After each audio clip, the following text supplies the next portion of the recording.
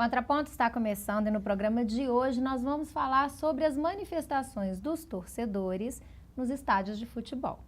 Claro que esse programa foi motivado pelo episódio recente de uma manifestação racista durante um jogo do Grêmio contra o Santos e que gerou muita polêmica, e aqui no Contraponto, então, nós vamos levantar algumas questões que estão relacionadas com essa questão do que pode, o que não pode, o que é crime, o que não é crime dentro dos estádios.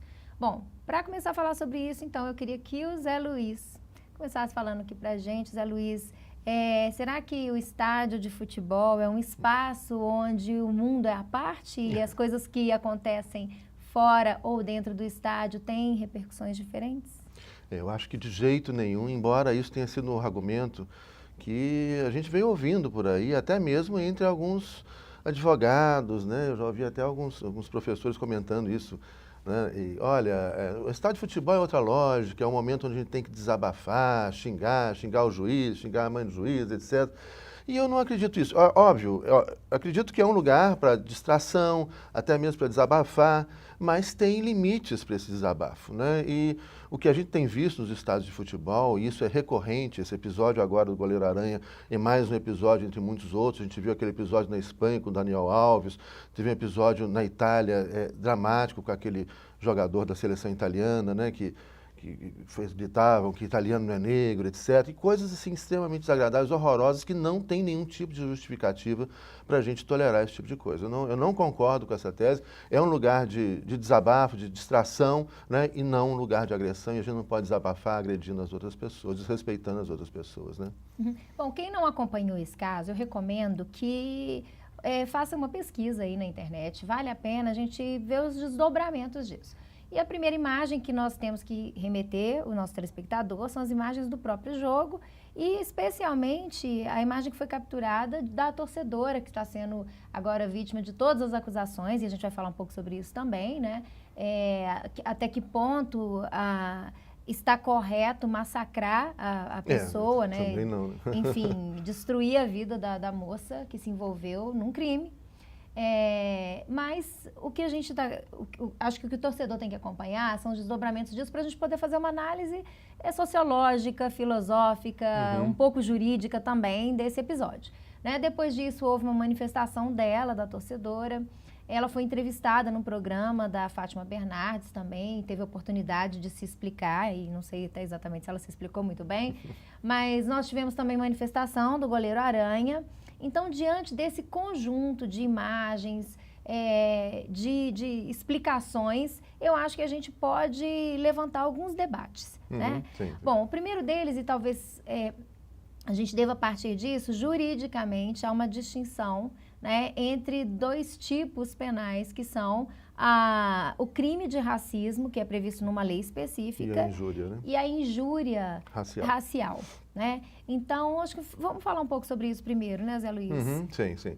O que aconteceu ali, nesse caso, foi um caso de injúria racial, né? Não um crime de racismo. Se fosse ali um crime de racismo, seria quando você é impedido de exercício de qualquer direito que você tem, por causa de motivo de raça, cor, etnia, origem, etc. Nacionalidade. Qualquer tipo de preconceito.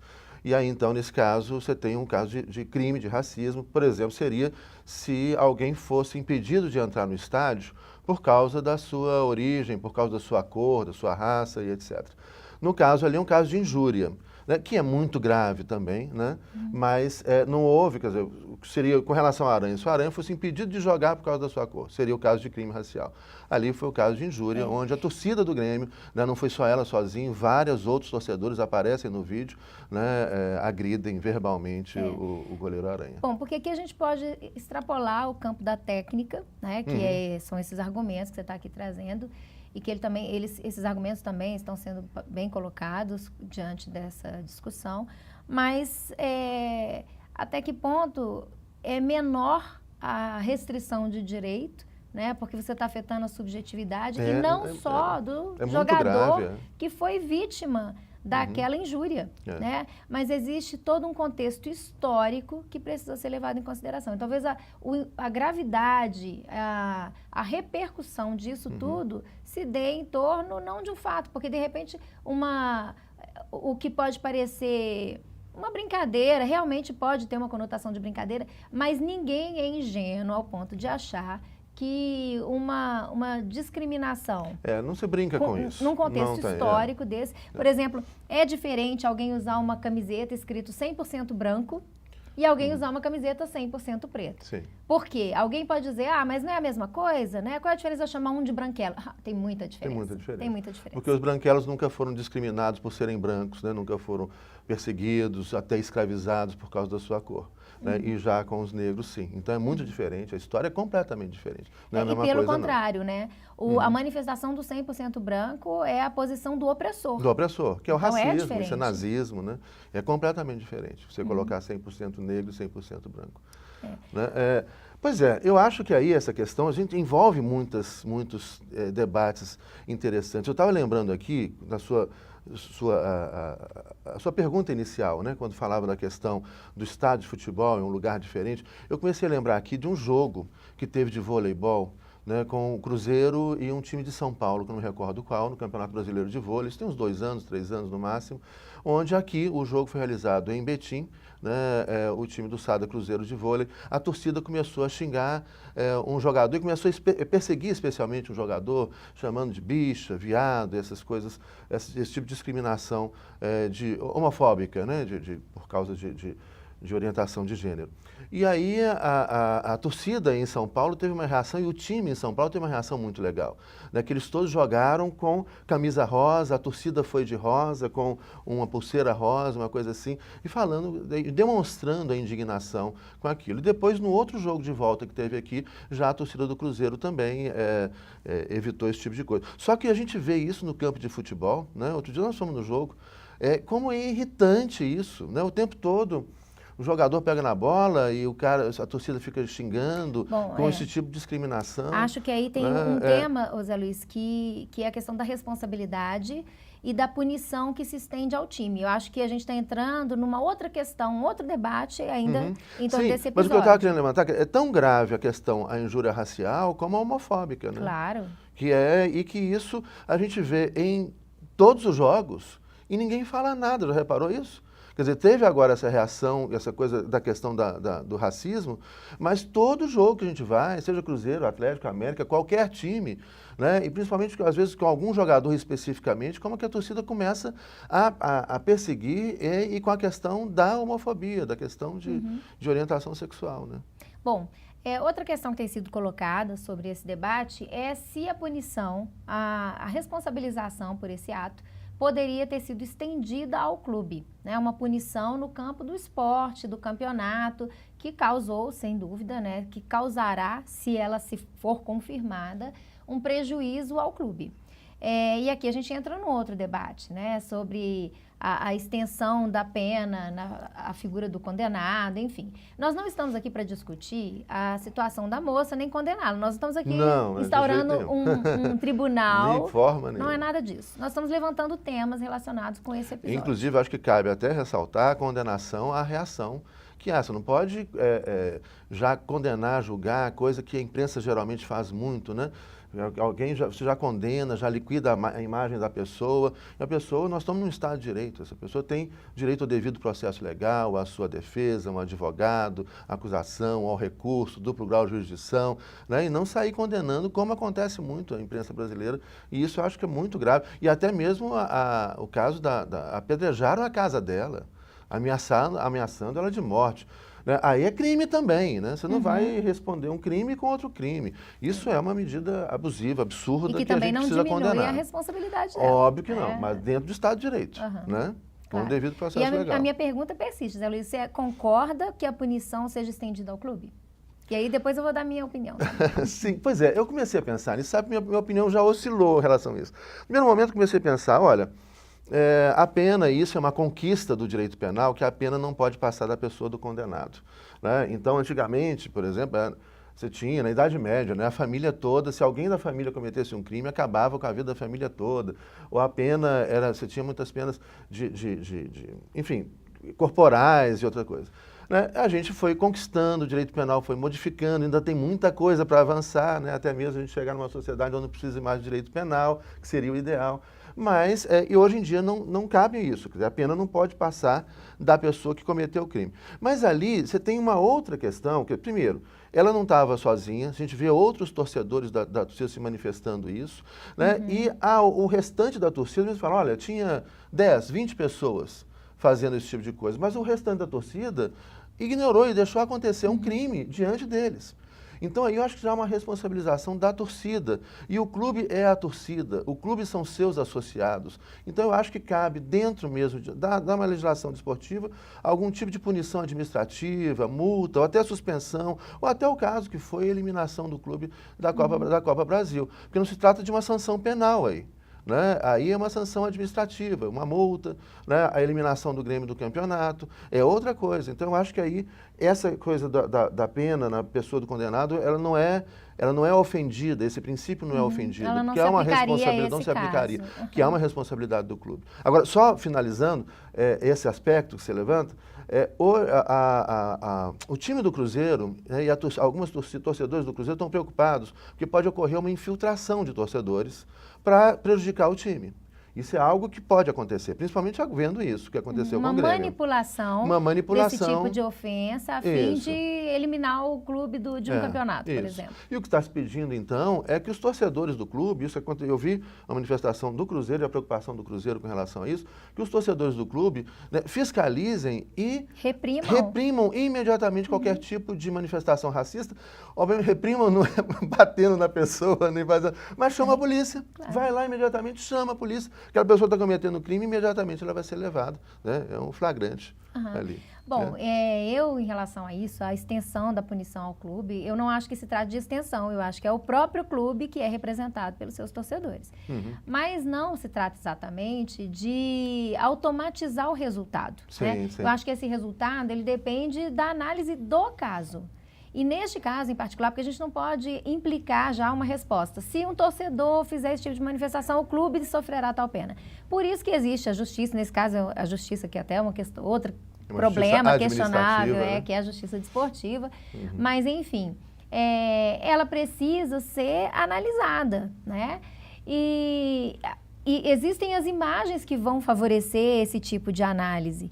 Então, neste caso em particular, a minha opinião pessoal é de que o clube tem que ser responsabilizado, sim, porque não foi uma manifestação isolada, né? E além de um grupo significativo de torcedores terem feito gestos e barulhos, né, imitando um macaco, não houve reação pelo restante da torcida, que é aquilo que você acabou de dizer. Então, a responsabilidade é do conjunto, né? E, enfim, é complicado, mas eu acho que tem que ser analisado caso a caso. Eu acho que é por aí. Eu acho que justifica, sim. Eu acho que justifica, inclusive, a exclusão. Mas com essa preocupação, né? É isso que você acabou de falar. A gente tem que analisar caso a caso, ouvir, né, as pessoas envolvidas, com direito à defesa, tudo isso. Não é tomando uma medida assim, sem a possibilidade de ampla defesa, duplo grau de jurisdição, e verificar isso, que isso de repente começa a ser usado contra o próprio clube. Você pode infiltrar pessoas ali com a camisa de um clube, né, para prejudicar o clube no campeonato. E isso é muito sério também. Então, é algo preocupante, pode ser um precedente preocupante. Bom, a gente vai fazer um pequeno intervalo e a gente quer saber a sua opinião também. Então, nosso telespectador pode se manifestar sobre o que você acha em relação a essas questões, para que a gente possa aqui voltar a discutir esses temas, aprofundar nesses temas nos programas do Contraponto, os futuros programas, dando a sua opinião no site da TV Comunitária, que você pode acessar, o endereço aparece aí para você e a gente aguarda a sua participação no programa. Nós vamos fazer um pequeno intervalo, daqui a pouquinho o Contraponto está de volta.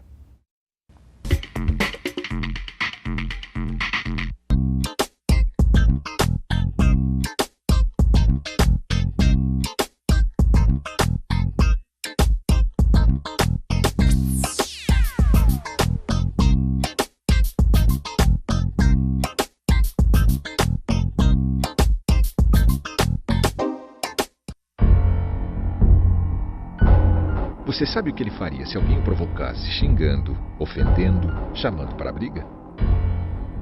Nada. Minha vida vale mais do que qualquer briga ou discussão.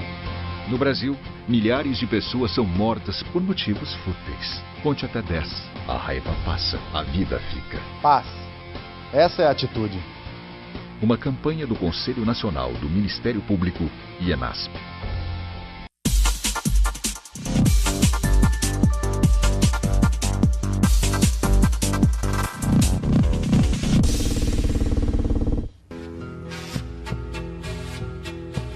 Saborear-te em um só ambiente você encontra no restaurante Reciclo Asmari Cultural. Localizado na Rua da Bahia, em frente à Praça da Liberdade, o restaurante Reciclo oferece uma excelente culinária mineira com preços acessíveis. Venha prestigiar essa iniciativa cultural e social da Associação dos Catadores de Papel de Belo Horizonte.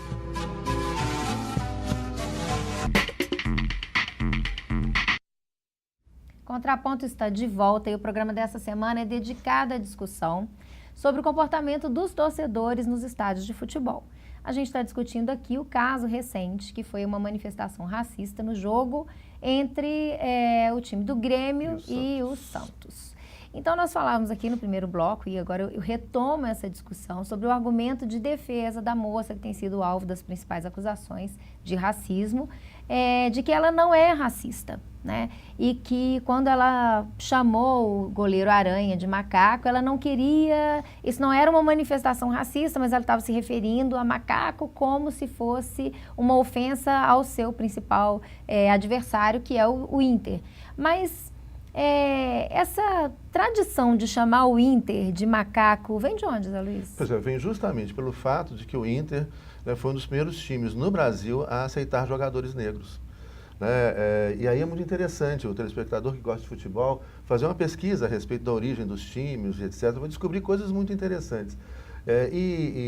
Por exemplo, o Vasco da Gama é o primeiro time a aceitar, a pagar os jogadores, a aceitar trabalhadores no time, né? Porque tinham muitos, o Vasco da Gama é um time de origem portuguesa, de portugueses que migraram para o Brasil, né? E muitos portugueses que tinham seu comércio, uma padaria, um negócio da esquina, etc. E muitas vezes os funcionários jogavam futebol com eles e começaram a jogar no Vasco da Gama. O Vasco da Gama abre esse espaço para os trabalhadores. O futebol é uma coisa de elite. Você pegar o Fluminense, por exemplo, né, ele chamado time pó de arroz, tem um cartola, né? Fluminense, as mulheres chamam pó de arroz porque as mulheres iam todas maquiadas com pó de arroz, né? E era um time que não permitia a entrada de negros, né? Não tinham jogadores negros, não tinham torcedores negros, né? Então, essa história é muito interessante. E o Inter, ao lado do Vasco da Gama e de outros times, né, importantes do Brasil, foram um dos primeiros times no Brasil a aceitar jogadores negros. E já o Grêmio, não, o Grêmio custou mais tempo. E aí então vem essa coisa de chamar o Inter de macaco. Então, na própria origem desse tipo de manifestação, né, está aí um racismo, né, que mostra um racismo histórico e que tem que ser eliminado. Não pode chamar o Inter ou ninguém com essa conotação, porque tem uma história que mostra e que é racismo, sim, né? E que permanece até hoje.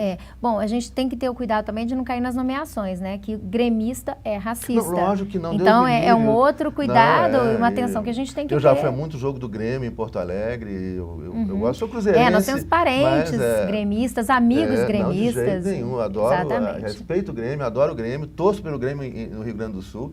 Né? Eu não estou falando isso, generalização de forma nenhuma. Estou falando de uma história que alguns foram precursores em romper com um racismo, com a discriminação que todos faziam antes. Né? Mas o Vasco, o Inter foram os times que começaram a fazer isso, depois todos eles acabaram com esse tipo de coisa. Mas ainda resta, né, esse tipo de manifestação nas torcidas, como é muito comum, e a gente vê de forma irritante, por exemplo, essa coisa, viado, bicho, essa coisa, né, que é esse tipo de discriminação por causa de orientação sexual. Você tem insistido nessa associação entre uma discriminação racial em razão de cor da pele e uma discriminação racial em razão de orientação sexual. Né, que a gente vê muito nos estádios, eu frequento estádio, eu gosto muito de futebol e é uma coisa que me incomoda muito. E até vou dar um testemunho aqui que no último jogo tinha um torcedor do Cruzeiro que estava com manifestações homofóbicas e o Zé Luiz só falava assim para mim, Tatiana, se contém, não se meta em confusão e tal, mas... Porque ela briga. A gente, exatamente, a gente... E aí agora eu me pergunto, certo, não pode né? tolerar mesmo não. Exatamente, como a gente não pode, se a gente tolera, a gente está participando, né? E talvez a maior lição desse episódio do jogo do Grêmio contra o Santos seja essa questão da responsabilidade estendida, né? Talvez esse seja o principal ganho de toda essa discussão, de todo esse problema gerado em torno da imagem da moça gritando para o goleiro, chamando de macaco. Né? A responsabilidade é de todo mundo, a responsabilidade é sua, que está do lado, escuta e não faz nada. Lógico. Né? Então, não é possível tolerar. E eu comecei o programa falando sobre o espaço do estádio, como se ele é ou não um espaço à parte da sociedade. Né? É claro que os ambientes implicam em comportamentos diferentes. É claro que na sua casa você não tem o mesmo comportamento que você tem no seu trabalho, na rua, no shopping, num restaurante, mas, como o Zé Luiz falou aqui no começo do programa, existe um limite para isso. Né? E o limite é o Estado de Direito, o limite é o próprio, o direito que precisa ser respeitado. Né? Então, a manifestação, por mais que essa moça, bom, é minha opinião pessoal, por mais que ela use o argumento de que ela não é racista, bom, eu acho que ela precisa realmente trabalhar essa questão, porque a impressão que eu tenho é que ela é realmente racista, ainda que faça de forma aparentemente ingênua, né? Ainda que essas manifestações sejam manifestações que sigam um pouco o fluxo ou essa energia que existe nas aglomerações. Ela Isso é fato. Que ela entrou na onda, né? Tava as pessoas gritando e tudo, que ela não tinha intenção. Que é legítimo, isso realmente acontece. Realmente, né? a gente pode falar, assim, ouvindo até manifestações, né, de colegas nossos e tudo, eles falam, olha, mas por exemplo, você começa a xingar o juiz, não dá pra gente repetir o xingatório, né, que as torcidas fazem pro juiz, mas todo mundo sabe. Não vou repetir, mas você vê, ei, juiz, e aí, aquela coisa, fala, será que isso pode ou não pode? Eu acho que são coisas muito distintas, né? Uma coisa é você chegar e falar, ei, juiz, vai, não sei o quê. Né? Outra coisa é você começar a perseguir um jogador que tem, por exemplo, uma orientação sexual específica, persegui-lo por causa da sua orientação sexual. Isso é uma coisa, outra coisa é aquele xingamento genérico, né? Que a gente diz, isso é da cultura do futebol. Porque de repente a gente começa a falar essas coisas, fala, nossa, mas então agora, né, eu vou no estádio, eu tenho que ficar fiscalizando, já não posso mais xingar nem o juiz ou a mãe do juiz, né? Mas é claro que quando você está falando isso, você nem conhece a mãe do juiz. Mas você, quando está falando do goleiro, você está falando por causa dele, por causa da cor da pele dele. Esse é o ponto. Eu acho que esse é o ponto que é fundamental de diferenciar. Nós não estamos falando aqui que o cara vai chegar no estádio, ele não pode mais xingar então a mãe do juiz. Não, ninguém conhece a mãe do juiz. Dá uma xingadinha boa, né? Lógico, faz parte até da cultura daquele evento. O que não pode usar é para perseguir uma pessoa, para humilhar uma pessoa por causa da diversidade, né? Ou a gente pode falar por causa de alguma característica, isso. Por causa de alguma característica que a gente já debateu até isso aqui, a questão da modernidade, da uniformização, né? A gente fala por causa de uma diferença que a pessoa tem, mas não é uma diferença que a pessoa tem, diferença do padrão, né? Que é um padrão moderno, X ou Y, né? Mas por causa da característica que a pessoa tem. E as pessoas são diversas, as pessoas são diferentes, e viva a diversidade, as cores são diferentes, os narizes são diferentes, os cabelos são diferentes, né? As crenças são diferentes. E o argumento da cultura é perigosíssimo, porque já foi cultura escravizar. Já foi. Então, esse argumento da cultura eu acho inaceitável. Né? Você não pode justificar um crime por cultura. Né? Você não pode justificar uma prática que a gente deseja abolir como uma tradição. Né? Então, as tradições, a cultura, elas precisam ser limitadas pelo Estado de Direito. Foi o que a gente vem insistindo aqui. E o que não exime a torcedora da sua responsabilidade. Também não significa que a vida dela tenha sido destruída e que ela precisa ser execrada socialmente por conta disso. É o que eu estou falando aqui. A torcida tem que reagir a essas manifestações homofóbicas, racistas, né? Mas também não é reagir cometendo outro crime. Não estou falando aqui que o torcedor tem que bater, tem que empurrar, fazer nada disso, não. Né? Chama um policial e ali, né? O cara está cometendo um crime. Agora, se alguém está cometendo um crime na sua frente e você não faz nada, isso também é, né? Uma participação. É uma participação, você está se omitindo, né, diante de um crime. Então, tem que reagir sim. Agora, aí, Tatiana, tem uma outra questão que eu queria conversar com você, te perguntar. Por exemplo, o racismo é crime, né? Mas a homofobia não é crime. O que você acha, essa questão, a criminalização da homofobia, como a criminalização do racismo, pode ajudar a diminuir a homofobia? Bom, a Isso gente aí tem falado, é uma polêmica também. Essa é uma polêmica né? enorme. Especialmente quando a gente associa a criminalização a uma pena restritiva de liberdade, Isso. como se cadeia fosse resolver tudo nesse país. Cadeia não resolve. Acho Cadeia que só piora as coisas. são dois pontos importantes e distintos. Isso. Né? A primeira da criminalização da homofobia, que aí eu particularmente acho que é importante essa conquista como um processo de reconhecimento de um déficit histórico mesmo, de reconhecimento de direitos de um grupo de pessoas. Né? Agora, isso não implica em uma solução associada à pena restritiva de liberdade. Então, eu acho que são coisas distintas, mas existe uma demanda social de um grupo que é discriminado, um grupo que sofre, né? Um grupo que tem restrição de direitos e que precisa passar por esse processo histórico de ascensão a uma condição de igualdade em relação a todas as outras pessoas. Né? E tem conquistas importantes nesse campo, como, por exemplo, uma decisão recente da Corte Interamericana de Direitos Humanos, que proíbe qualquer tipo de tratamento diferenciado em razão de orientação sexual ou de gênero. E a questão da criminalização, que é uma demanda dos movimentos LGBT e de quem milita pelos direitos humanos. Então, talvez... eu não sou a favor de criminalização, de nada. Eu sou em contra geral, a cadeia, eu sou contra essa...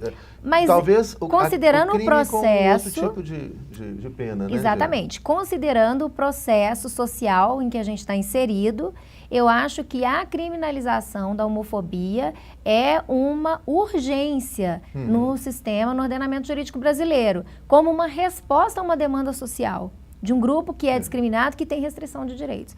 Agora, no futuro, eu acredito que essas práticas, elas tenham que ser solucionadas fora do campo da criminalização e do direito e no campo da ética. Isso, né?